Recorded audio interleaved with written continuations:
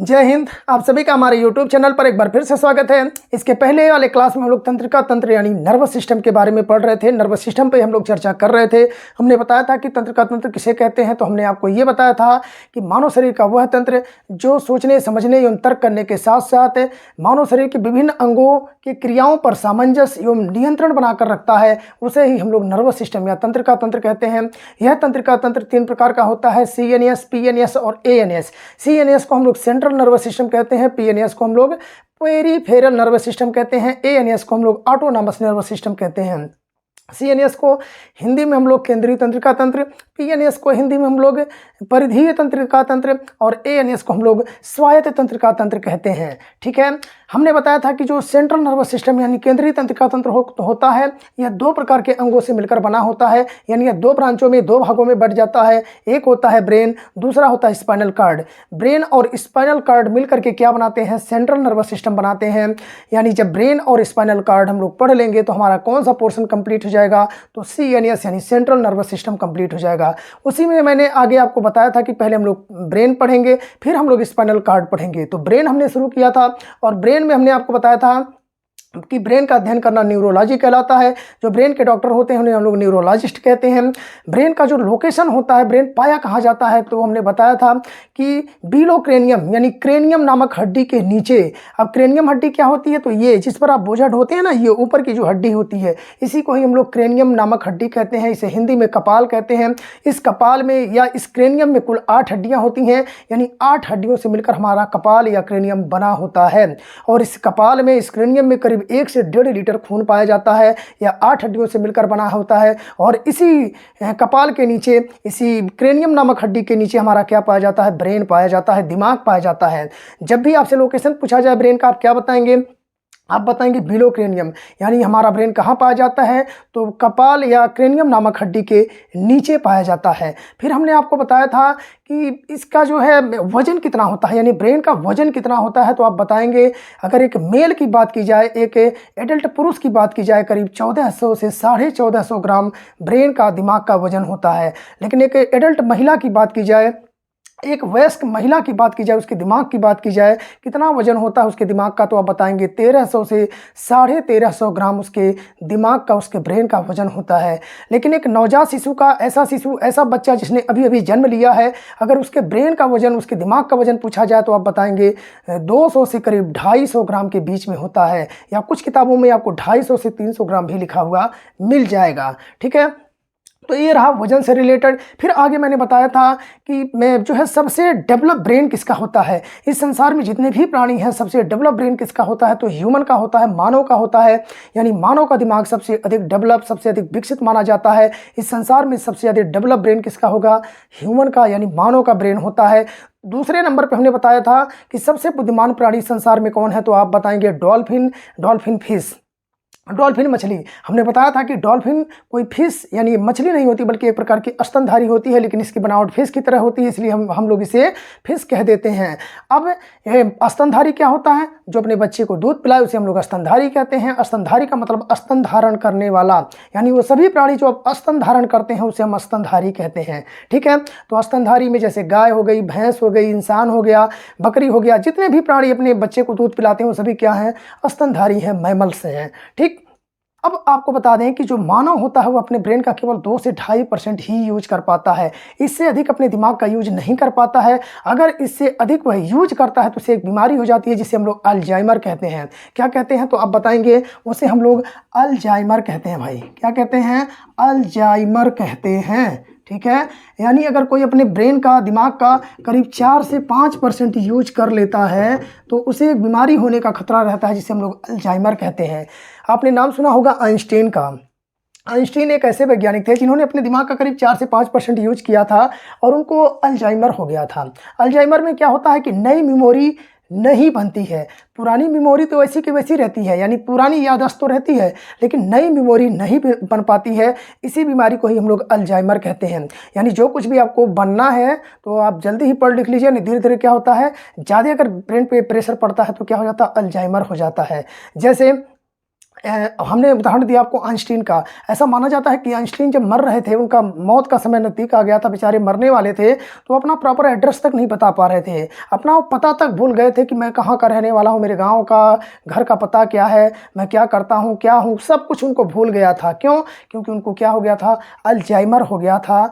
और ऐसे में क्या होता है कि मेमोरी लॉस हो जाती है, नई मेमोरी बिल्कुल बनती ही नहीं है। पुरानी मेमोरी तो रहती है, लेकिन वो भी चीज़ें धीरे धीरे भूलने लगती है, वीक हो जाती हैं, यानी ब्रेन से रिलेटेड एक तरह से उनको दिक्कत हो जाती है। एक होता है एमनेसिया, ध्यान रखिएगा, एक और बीमारी इसी में होता है, एमनेसिया। ठीक है, एमनेसिया में क्या होता है भाई, तो एमनेसिया जो बीमारी होती है, इसमें टोटल लॉस ऑफ मेमोरी, यानी टोटल लॉस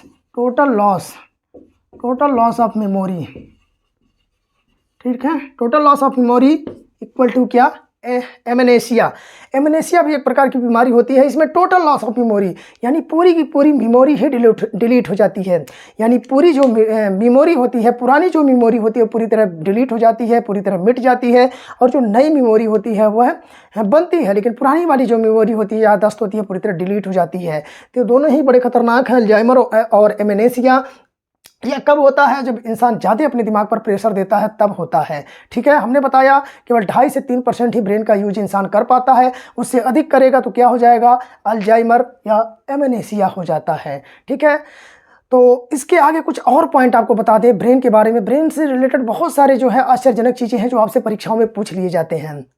अब आपसे पूछ लिया जाए कि जो है आपके ब्रेन में कितने थॉट्स पर डे आते हैं, तो आप बताएंगे 70 से 80 हज़ार थॉट्स हमारे ब्रेन में 24 घंटे के अंदर आते हैं, और इसमें से 90% जो थॉट्स होते हैं, विचार होते हैं, वह नेगेटिव होते हैं। साथ ही साथ आपको बता दें कि जो ब्रेन होता है, इस ब्रेन का वजन हर साल 2.5 से 3 ग्राम कम होता है, यानी 2.5 से लगभग 3 ग्राम या 2 से 3 ग्राम आप लिख सकते हैं, 2 से 3 ग्राम या 2.5 से 3 ग्राम आप लिख सकते हैं, दोनों सही है। इतना ग्राम जो है ब्रेन का जो वजन है हर साल कम होता जाता है। किस उम्र के बाद, तो आप बताएंगे 25 से 26 वर्ष के बाद, यानी जब आपकी उम्र 25 से 26 वर्ष हो जाएगी तो क्या होगा भाई, आपकी जो ब्रेन का वजन है वह 2.5 से 3 ग्राम हर साल कम होने लगेगा। कहने का मतलब आपको जो कुछ भी बनना है पढ़ लिख करके, IAS PCS जो भी डॉक्टर इंजीनियर बनना चाहते हैं, सपना देख रहे हैं, वो जल्दी से जल्दी आप लोग पूरा कर लें। अदरवाइज ब्रेन का जो एक वजन होता है धीरे धीरे कम होने लगता है। जब ब्रेन आपका कमज़ोर होगा, दिमाग कमज़ोर होगा, तो क्या होगा भाई, कहीं ना कहीं आप याद करने की आपकी शक्ति कमज़ोर हो जाएगी। इसीलिए लोग कहते हैं जैसे जैसे उम्र बढ़ती है याद करने की शक्तियाँ क्या होती है, रटने की शक्ति कम हो जाती है। समझने की प्रवृत्ति तो बढ़ती है लेकिन रटने की शक्ति कम हो जाती है। तो धीरे धीरे क्या होती है, चीज़ें मेमोरी लॉस होने लगता है। तो मेमोरी का ह्रास ना हो, मेमोरी आपकी खत्म ना हो, इसके लिए क्या करते हैं आप, 25 तक जो भी बनना है शीघ्रता के साथ पढ़ाई करें, अच्छे से पढ़ाई करें, मेहनत करें, और जीवन में जल्द से जल्द आप लोग सफल हो जाएं। ठीक है, तो ये होता है अल्जाइमर और एमनेसिया। इसके अलावा कुछ और आश्चर्यजनक चीज़ें ब्रेन से रिलेटेड हैं जो आपको हो सकता है पता भी हो सकता है ना भी पता हो। फिलहाल मैं आपको बता देता हूं। जैसे आपने सुना होगा बायोलॉजिकल डेथ। बायोलॉजिकल डेथ क्या होता है भाई, बायोलॉजिकल डेथ में क्या होता है, यानी जैविक मृत्यु। इसे हिंदी में आप लोग कहते हैं जैविक मृत्यु, हिंदी में कहते हैं बायोलॉजिकल डेथ। ठीक है, कभी आपसे पूछा जाए बायोलॉजिकल डेथ या हिंदी में इसे कहते हैं जैविक मृत्यु। कभी आपसे पूछ लिया जाए भाई जैविक मृत्यु क्या होता है, तो आप क्या बताएंगे, आप बताएंगे कि जब मानव शरीर का पूरा शरीर या पूरा का पूरा अंग अच्छे से काम करता है लेकिन उसका दिमाग ठीक से काम नहीं करता है, उसे ही हम लोग बायोलॉजिकल डेथ कहते हैं। यानी जब इंसान मर जाता है उसका दिमाग तो एक तरह से काम नहीं करता है, लेकिन बाकी अंग जैसे हृदय है, हाथ पैर है, या जो नस में ब्लड सर्कुलेशन है, सारी प्रक्रियाएं चल रही हैं, सारा अंग ठीक ठाक से काम कर रहा है, चल रहा है, लेकिन उसका दिमाग ही नहीं काम कर रहा है, उसे ही हम लोग क्या कहते हैं, बायोलॉजिकल डेथ कहते हैं। जैसे कोमा की स्थिति, जब इंसान कोमा में चला जाता है तो उसका दिमाग ठीक से काम नहीं करता है, लेकिन उसका बाकी शरीर जो होता है वो काम करता है। तो कोमा क्या होता है, एक बायोलॉजिकल डेथ का ही रूप है। Coma is also known as biological death, जैविक मृत्यु इसी को कहते हैं। ठीक है, आपको बता दें कि जब इंसान की मृत्यु होती है, मौत होती है, तो करीब करीब उसका जो दिमाग होता है 7 से 8 मिनट तक जीवित रहता है भाई। इस बात को आप याद रखेंगे। यानी जब किसी भी इंसान की मौत होती है तो उसका जो दिमाग होता है करीब 7 से 8 मिनट तक क्या होता है, जीवित रहता है।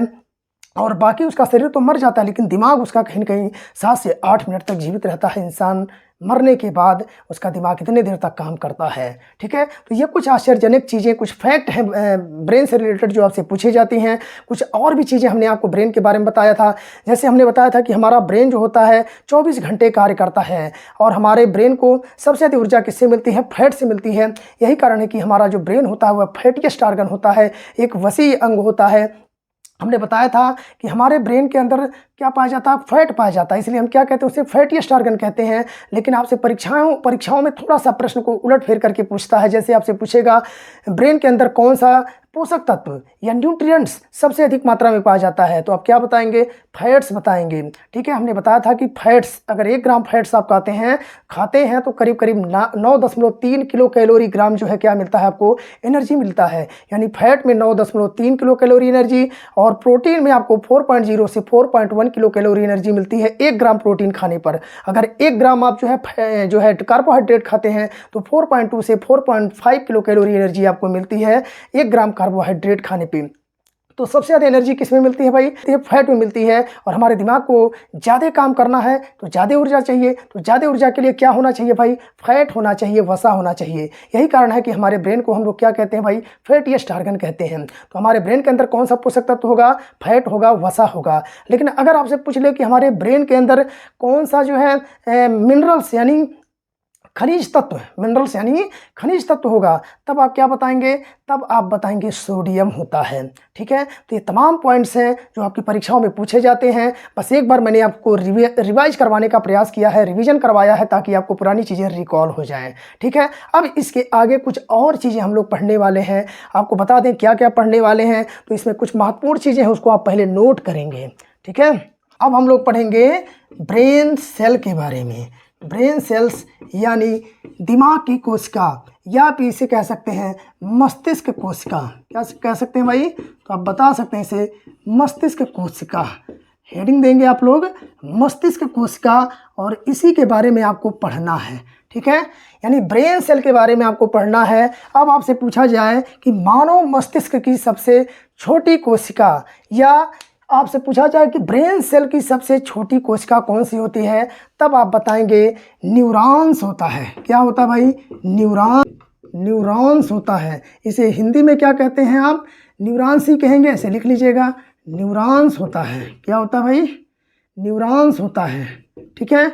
या इसी को हम लोग नर्व सेल कहते हैं। क्या कहते हैं? तो आप बताएंगे इसे हम लोग नर्व सेल कहते हैं। इसे हिंदी में हम लोग कहते हैं तंत्रिका तंत्र। क्या कहते हैं? तंत्रिका तंत्र कहते हैं, और इसे हम लोग न्यूरॉन्स ही कहते हैं। तो मस्तिष्क कोशिका की सबसे छोटी जो सेल्स होती है, या ब्रेन सेल की सबसे छोटी कोशिका होती है, वह क्या होती है भाई? तो आप बताएंगे न्यूरॉन्स, या नर्व सेल होती है, या तंत्रिका कोशिका होती है, ठीक है। आपको बता दें कि मानव शरीर में करीब करीब 100 बिलियन न्यूरॉन्स पाए जाते हैं। यानी मानव शरीर में करीब करीब 100 बिलियन क्या पाए जाते हैं भाई? 100 बिलियन न्यूरॉन्स पाए जाते हैं, ठीक है। 100 बिलियंस क्या पाए जाते हैं?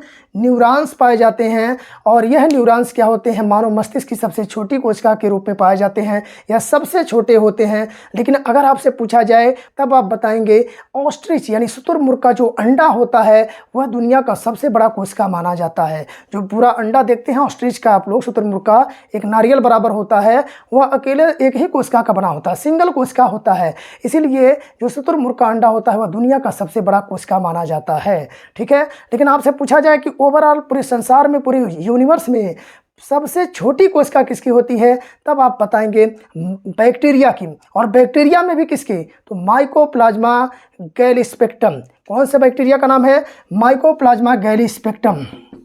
माइकोप्लाज्मा, ठीक है, गैलीस्पेक्टम। क्या भाई? गैलीस्पेक्टम, ठीक है। तो माइकोप्लाज्मा गैलीस्पेक्टम यह बैक्टीरिया का नाम है। और यह बैक्टीरिया क्या होता है? सबसे छोटा बैक्टीरिया है, सबसे छोटी बैक्टीरिया वाला सेल्स है। तो ओवरऑल अगर पूरी यूनिवर्स में पूछा जाए, सबसे बड़ी कोशिका शुतुरमुर्ग का अंडा, सबसे छोटी कोशिका माइकोप्लाज्मा गैलीस्पेक्टम। अब आपसे पूछा जाए कि मानव शरीर की सबसे छोटी कोशिका और मानव शरीर की सबसे बड़ी और लंबी कोशिका, ये दोनों प्रश्न आपसे पूछा जाता है, तो आप बताएंगे कि मानव शरीर की सबसे लंबी और बड़ी कोशिका क्या होती है, तो आप बताएंगे न्यूरॉन्स होता है। क्या होता है भाई? न्यूरॉन्स होता है, या इसी को हम लोग नर्व सेल कहते हैं। क्या कहते हैं? नर्व सेल कहते हैं।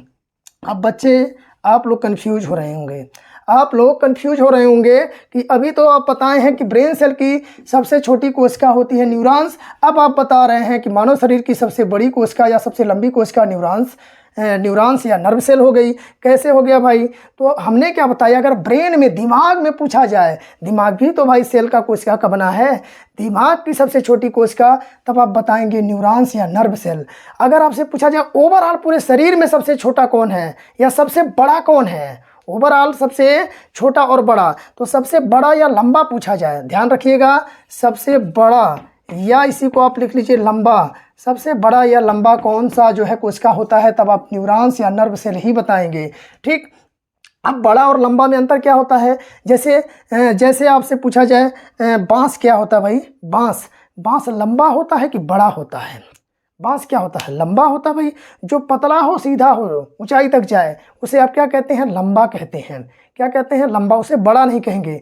जैसे बरगद का पेड़ है और या पीपल का पेड़ है, अब इसे आप बड़ा कहेंगे कि लंबा कहेंगे? आप बड़ा कहेंगे। ठीक है, कुतुब मीनार लंबा होता है कि बड़ा होता है भाई? मीनार क्या है भाई? कुतुब मीनार जो है लंबा है। कुतुब मीनार क्या है? लंबा है। यानी जो पतला हो और सीधा हो जाए उसे क्या कहेंगे आप? लंबा कहेंगे। और अगर कोई चीज़ मोटा भी है और हाइट को भी छूता है, यानी चौड़ा भी है, मोटाई भी है और ऊंचाई भी है, तो उसे आप बड़ा कहते हैं। तो अगर आपसे कभी पूछा जाए कि मानव शरीर का सबसे बड़ा और लंबा सेल्स कौन सा होता है, तब आप न्यूरॉन्स या नर्व सेल बताएंगे। पूरे मानव शरीर की बात कर रहे हैं, लेकिन अगर ब्रेन की पूछी जाए तो सबसे छोटा कौन हो जाता है? यही न्यूरॉन्स ब्रेन में सबसे छोटा हो जाता है। लेकिन अब आप समझिएगा, मानव शरीर की सबसे छोटी कोशिका, मानव शरीर की सबसे छोटी यानी स्मॉलेस्ट सेल, सबसे छोटी कोशिका कौन सी होती है भाई? मानव शरीर की सबसे छोटी कोशिका, तब आप बताएंगे RBC, रेड ब्लड सेल। अब आपसे पूछा जाए ब्लड की सबसे छोटी कोशिका, ब्लड की सबसे छोटी कोशिका, तब भी क्या होगा भाई? तब भी क्या होगा आपका? RBC ही होगा। यानी छोटी कोशिका, ओवरऑल पूरे शरीर की सबसे छोटी कोशिका RBC, ब्लड की सबसे छोटी कोशिका, तब भी क्या होगा? RBC ही होगा। अब कुछ बच्चे अभी भी कंफ्यूज हो रहे होंगे कि सर जी मानव शरीर की सबसे छोटी कोशिका क्या है? स्पर्म है। नहीं, ये देखिए ध्यान से इस बात को समझिएगा। अब आपसे अगर प्रश्न को ऐसे पूछे कि मानव शरीर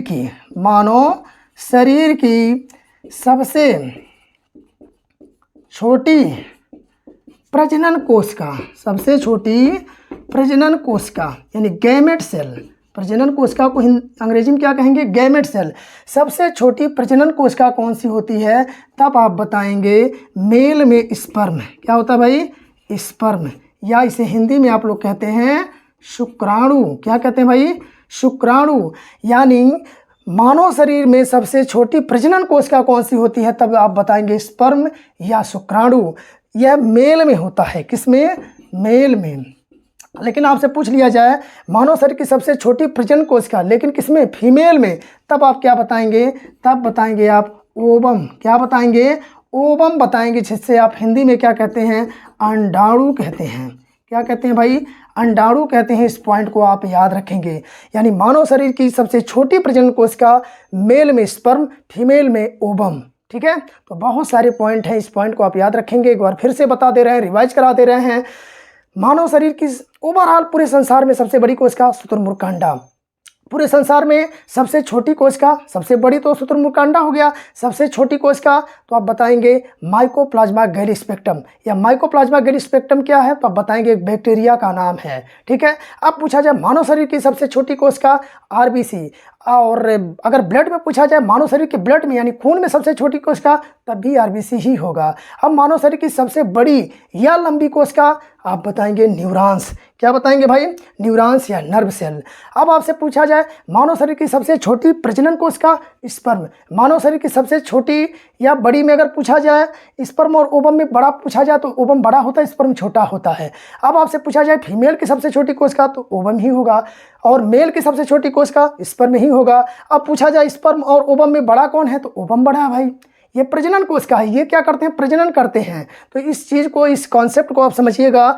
ये शब्द लगा करके अगर प्रश्न पूछ लेता है तो अक्सर आप कंफ्यूज हो जाते हैं। तो कंफ्यूजन नहीं होना चाहिए, एकदम क्लियर होना चाहिए। लेकिन अगर आपसे पूछ ले कि ब्रेन की सबसे छोटी कोशिका क्या होती है, तब आप बताएंगे न्यूरॉन्स। क्या होती है भाई, न्यूरॉन्स होती है। लेकिन ओवरऑल अगर पूरे शरीर में देखा जाए तो न्यूरॉन्स क्या है, सबसे बड़ी और लंबी कोशिका है। कॉन्सेप्ट क्लियर होगा। अब आगे बढ़ते हैं, कुछ और पॉइंट को बताते हैं। यह जो न्यूरॉन्स होता है, इस न्यूरॉन्स में सबसे कम रीजनरेशन का पावर होता है। यानी न्यूरॉन्स के अंदर सबसे कम रीजनरेशन का मतलब होता है पुनः निर्माण की क्षमता। यानी ब्रेन की जो कोशिका होती है, जो न्यूरॉन्स होता है, इसके अंदर सबसे कम रीजनरेशन का पावर होता है, सबसे कम पुनः निर्माण की क्षमता होती है। पुनः निर्माण का मतलब ये हुआ कि एक बार चोट लग गया, कट गया, फट गया, टूट गया तो दोबारा वह बनेगा नहीं, दोबारा वह रीजनरेट नहीं होगा, दोबारा फिर से वह बनने वाला नहीं है। यही कारण है कि जब किसी इंसान के दिमाग पर, किसी इंसान के ब्रेन पर चोट लग जाता है तो उस इंसान की मौत हो जाती है। क्योंकि जो ब्रेन की जो कोशिकाएं होती हैं, जो नर्व सेल्स होते हैं, जो तंत्रिका कोशिकाएं होती हैं या जो न्यूरॉन्स होते हैं, वह दोबारा बनते नहीं हैं। एक बार खत्म हो गए तो परमानेंट हमेशा के लिए खत्म हो जाएंगे, दोबारा बनने वाले नहीं हैं। ठीक है। तो अगर आपसे पूछा जाए कि न्यूरॉन्स जो होते हैं यह क्या रीजनरेट की क्षमता रखते हैं, क्या पुनः निर्माण की क्षमता रखते हैं, तो आप बताएंगे नहीं रखते हैं। ठीक है। फिर आपसे पूछा जाता है कि मानव शरीर के अंदर सबसे अधिक रीजनरेशन का पावर कौन रखता है। सबसे कम तो ये हो गया भाई, न्यूरॉन्स हो गया, लेकिन सबसे अधिक रीजनरेशन यानी पुनः निर्माण की क्षमता सबसे अधिक किसके अंदर होता है, तो आप बताएंगे लीवर के अंदर होता है। यानी जो लीवर होता है, लीवर मतलब यकृत, यह जो यकृत होता है, लीवर होता है, इसके अंदर सबसे अधिक रीजनरेशन का पावर होता है। रीजनरेशन का मतलब क्या होता है भाई, पुनः निर्माण का मतलब यह पुनः बन जाता है। अगर लीवर में कोई आपको मार दे, कोई लीवर के अंदर चाकू को मार देना, तो लीवर क्या होगा भाई, फिर से वो अपने आप बन जाएगा, फिर से ठीक हो जाएगा और बड़ी तेज़ी से रिकवर करेगा। यानी 1-2 हफ्ते के अंदर ही आपका लीवर ऑटोमेटिक अपने आप से ठीक हो जाएगा। लेकिन अगर ब्रेन में, दिमाग में चोट लग गया तब वो दोबारा बनने वाला नहीं है, हमेशा के लिए खत्म हो जाएगा। ठीक। तो सबसे अधिक रीजनरेशन पावर लीवर के अंदर, सबसे कम रीजनरेशन पावर न्यूरॉन्स के अंदर या ब्रेन सेल के अंदर। ठीक। अब आपको कुछ और पॉइंट्स इसके अंदर बता देते हैं। क्या, जैसे आपसे पूछा जाता है कि ब्रेन के चारों तरफ पाए जाने वाली झिल्ली को हम लोग क्या कहते हैं। ब्रेन के अंदर जो चारों तरफ से पाई जाती है झिल्ली, उस झिल्ली का नाम क्या है, ये बड़ा ही इंपॉर्टेंट है, इसको आप लोग समझ लीजिए। ब्रेन के चारों तरफ पाए जाने वाली झिल्ली को हम लोग क्या कहते हैं। ठीक। ब्रेन के अंदर पाए जाने वाली झिल्ली का नाम क्या है भाई, तो आप बताएंगे मेनिंजिस। क्या नाम है, मेनिंजिस। ठीक है। तो इस बात को आप याद रखेंगे। ब्रेन के अंदर मान लीजिए भाई ये आपका दिमाग है, देखिए मान लीजिए ये आपका दिमाग है। ठीक है। ये आपका ऐसे ही,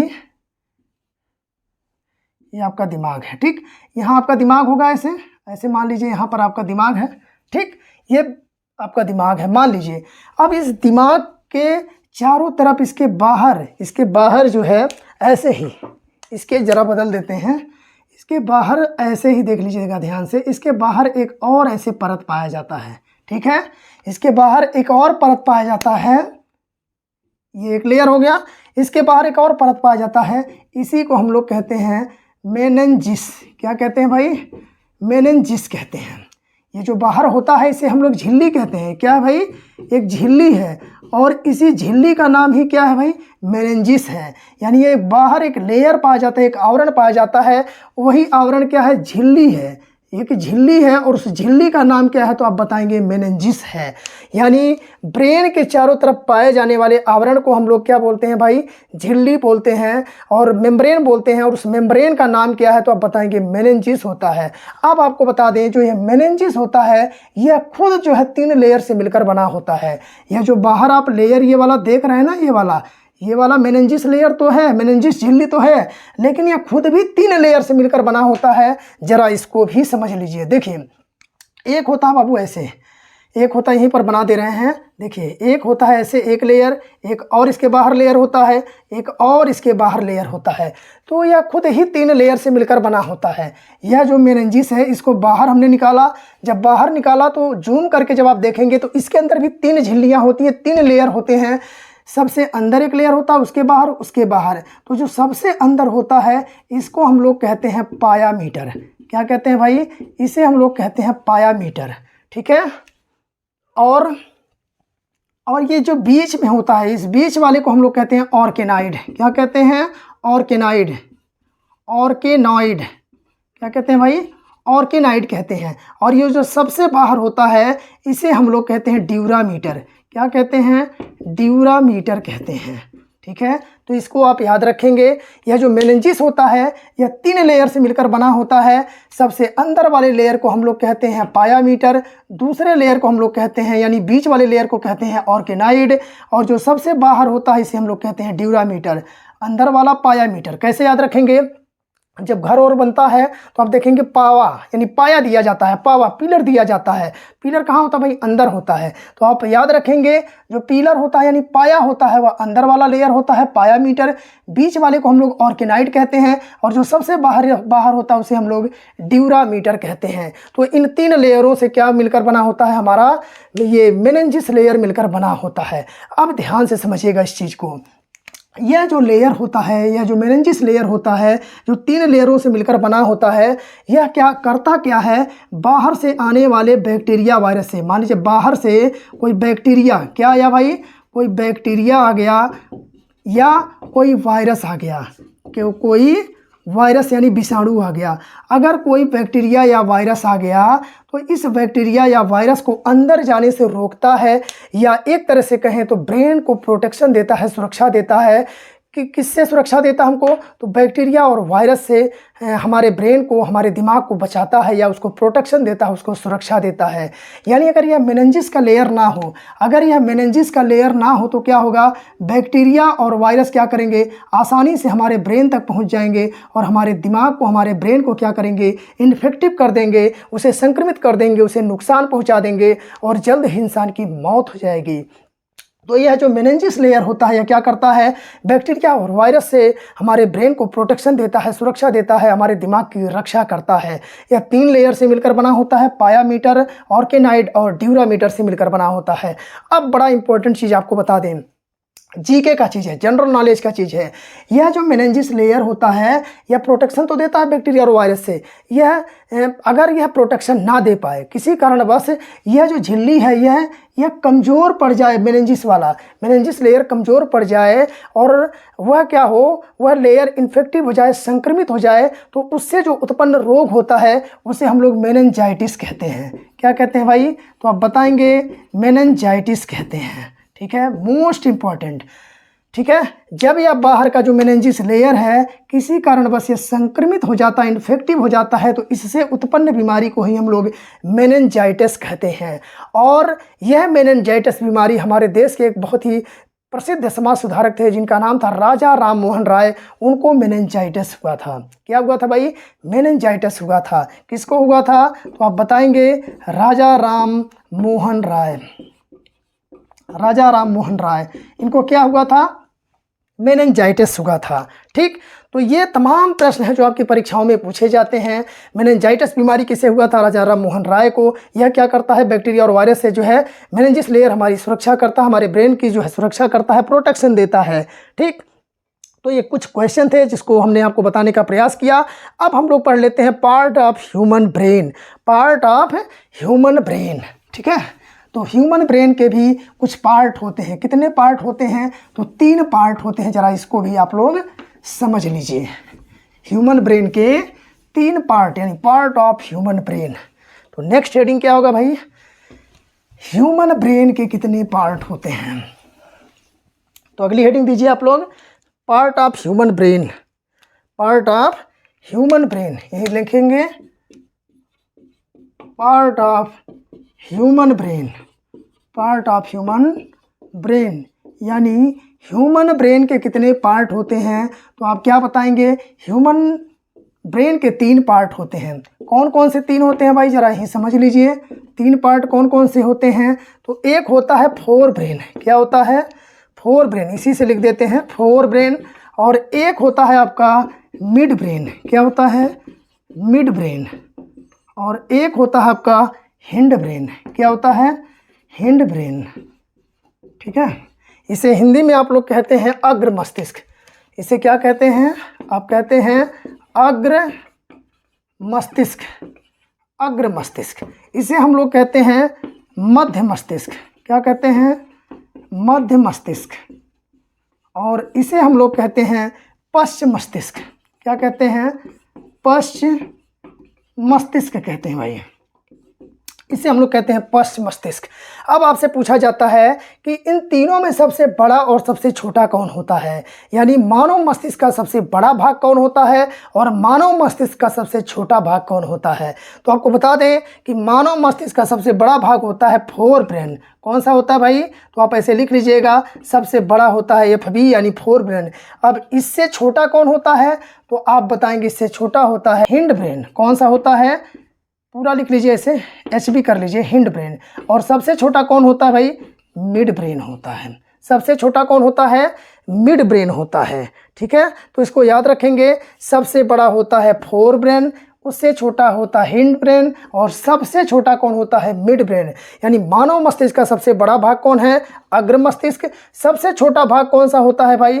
तो मिड ब्रेन यानी मध्य मस्तिष्क। मध्य मस्तिष्क सबसे छोटा और अग्र मस्तिष्क सबसे बड़ा होता है। अब इसके भी कई भाग हैं, अग्र मस्तिष्क के भी कई भाग हैं, मध्य के भी कई भाग हैं और पश्चिम मस्तिष्क के भी कई भाग हैं, कई पार्ट हैं। लेकिन ये वीडियो काफ़ी लंबा हो जाएगा, तो इसको हम लोग आगे की क्लास में, कल की क्लास में पढ़ेंगे। तो आज का क्लास यहीं पर एंड करते हैं, बाकी हम लोग मिलेंगे कल की क्लास में। तब तक के लिए आप सभी को शुभ रात्रि, जय हिंद, वंदे मातरम।